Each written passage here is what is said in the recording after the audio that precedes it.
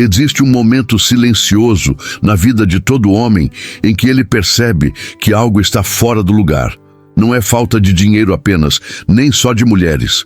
É a sensação de estar sem direção, acordar cansado antes mesmo do dia começar, ver o interesse dela esfriar e não saber exatamente onde perdeu o controle. Esse vazio não grita, ele corrói em silêncio. Talvez você se reconheça aqui. Promessas não cumpridas, projetos adiados, mensagens respondidas rápido demais, explicações em excesso, presença fraca. Enquanto isso, outro homem, mais calmo, mais firme, mais inteiro, ocupa o espaço que poderia ser seu. Não porque ele é melhor, mas porque ele tem autodomínio, disciplina e sabe sustentar o próprio silêncio. Os estoicos já falavam sobre isso há mais de 2000 anos. Sêneca, Epicteto, Marco Aurélio, homens que entenderam que conquistar o mundo sem conquistar a si mesmo é a forma mais sofisticada de fracasso. Nos filmes de superação, nos personagens que marcam presença sem esforço, o padrão se repete. O homem que domina suas emoções nunca implora por atenção, ele escolhe. Aqui não se trata de técnicas baratas ou frases decoradas. Trata-se de se tornar um homem com presença, alguém que entra em um ambiente e não precisa competir, alguém que não reage por carência, não se perde em ansiedade e não aceita migalhas emocionais. Porque o maior erro que leva à rejeição é tentar controlar o outro antes de controlar a si mesmo. Ao longo deste conteúdo, você vai entender por que homens sem propósito caem na friendzone, por que excesso de palavras mata o desejo e como a disciplina diária constrói algo que nenhuma cantada sustenta: respeito. Os homens que evitam esses erros não apenas conquistam mais, eles se tornam líderes da própria vida. Se esse tipo de conteúdo faz sentido para você, se inscreva no canal, ative as notificações e compartilhe com alguém que precisa ouvir isso agora. E comenta aqui embaixo uma dessas frases como um compromisso público com você mesmo. Confiança verdadeira, homem de propósito, ou eu lidero minha vida. Existe um erro silencioso que destrói a atração antes mesmo do primeiro encontro. Tentar mudar a aparência, as palavras ou as estratégias sem tocar no que realmente importa. Um homem pode trocar de roupa, de corte de cabelo e até de círculo social, mas sem direção interna, tudo isso vira fachada. A mulher percebe quando há incoerência entre postura e essência, e quando ela percebe, o interesse começa a escapar pelos detalhes. Não é rejeição imediata. É algo mais cruel, indiferença. O cultivo interno começa quando você para de agir para ser aceito e passa a agir para ser alinhado. Pensamentos desorganizados geram atitudes carentes, e atitudes carentes matam o desejo. É aí que entra o autodomínio, não como repressão, mas como escolha consciente. O homem que se observa antes de reagir não se explica demais. Ele sustenta o próprio eixo, mesmo quando o silêncio incomoda. Muitos homens confundem intensidade com presença. Falam demais, demonstram tudo, entregam emoções sem estrutura, acreditando que isso cria conexão. Na prática, criam sobrecarga emocional e perdem valor percebido. O cultivo interno ensina que o silêncio não é ausência, é espaço. Espaço para que a curiosidade cresça, para que a mulher sinta, não apenas escute. Quando você fortalece crenças, pensamentos e emoções, seu corpo responde diferente. A postura muda, o olhar desacelera, a voz ganha firmeza. Não é atuação, é consequência. A presença nasce desse alinhamento interno. E presença é algo que não se ensina com técnicas rápidas. Ela se constrói quando você não depende da reação dela para se sentir inteiro. Homens que ignoram esse processo vivem se comparando. Olham para outros homens mais confiantes e acreditam que falta algo externo. Não falta. O que falta é estrutura interna. Sem cultivo interno, qualquer rejeição vira ferida aberta. Com ele, rejeição vira informação. E isso muda tudo. Esse é o ponto que separa quem implora a atenção de quem é naturalmente notado. Mas cultivar o interno exige algo que muitos evitam: constância. E é exatamente aqui que a maioria desiste antes de ver resultado real. No próximo ponto, você vai entender por que autodomínio não é controlar o mundo, é dominar a própria resposta a ele. A maioria dos homens tenta controlar o ambiente, as pessoas e principalmente a reação dela. Controlar mensagens, respostas, encontros, expectativas. Esse esforço constante gera ansiedade, e a ansiedade é percebida rapidamente. O estoicismo ensina algo desconfortável, porém libertador. Você não controla o mundo, mas controla sua resposta a ele. Quando um homem entende isso, sua direção se fortalece e a necessidade de validação começa a cair. Sem autodomínio, qualquer atraso na resposta vira paranoia. Um visto sem reply vira filme na cabeça. O homem perde o eixo, reage por impulso e entrega poder emocional. É assim que surgem cobranças veladas, piadas inseguras e mudanças bruscas de comportamento. O resultado quase sempre é o mesmo: perda de interesse, comparação com homens mais calmos e a famosa friend zone. O homem com autodomínio sente, mas não é governado pelo que sente. Ele reconhece o desejo, a frustração e até o medo de perder, mas escolhe não agir no calor da emoção. Esse espaço entre estímulo e resposta é onde nasce a maturidade. E maturidade, diferente do que muitos pensam, é profundamente atraente.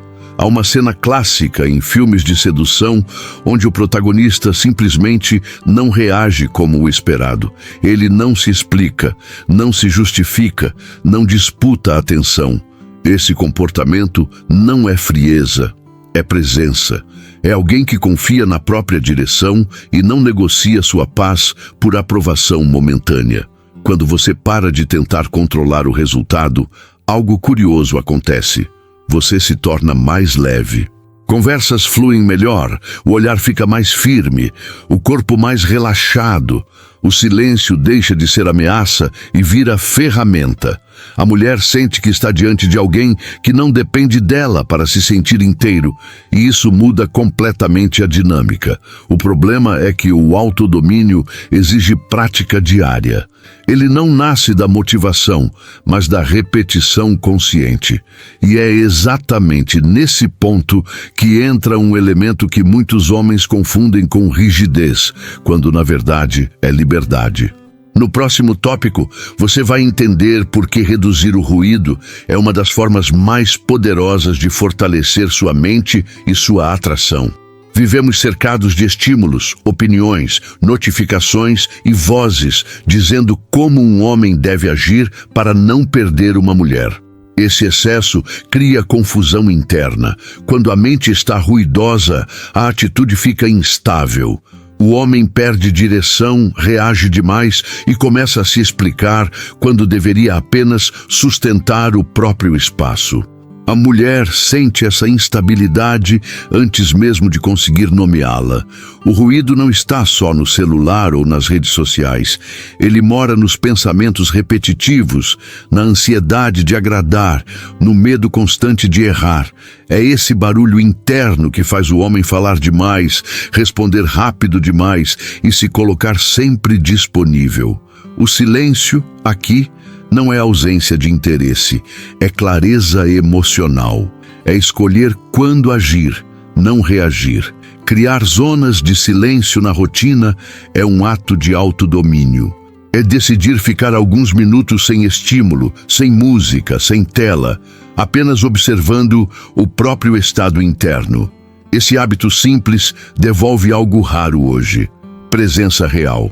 Um homem presente escuta melhor, percebe microsinais e não atropela o ritmo da interação, tentando controlar o resultado. Muitos homens têm medo do silêncio porque ele revela desconfortos internos não resolvidos. Mas é exatamente por isso que ele fortalece. Quando você suporta o silêncio consigo mesmo, passa a suportá-lo com ela.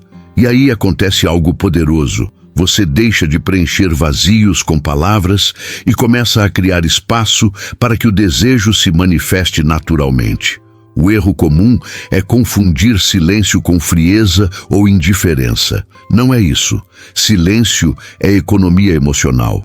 É não desperdiçar energia tentando provar valor.